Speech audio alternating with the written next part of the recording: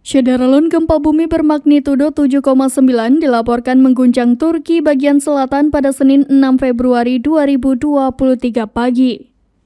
Pihak berwenang Turki mengatakan gempa tersebut menewaskan lebih dari 50 orang dan dirasakan di beberapa negara lain seperti Siprus, Libanon, dan Suriah.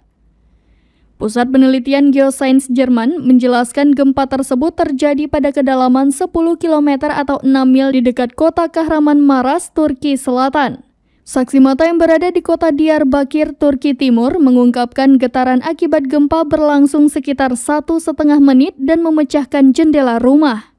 Sementara itu, Gubernur Provinsi Sanli Urfa telah menghimbau warganya untuk mengungsi ke tempat yang lebih aman, sembari terus waspada terhadap adanya gempa susulan. Di sisi lain, media pemerintah Suriah mengatakan sejumlah besar bangunan runtuh di Provinsi Aleppo, sementara sumber lainnya mengatakan beberapa bangunan runtuh di lokasi tersebut.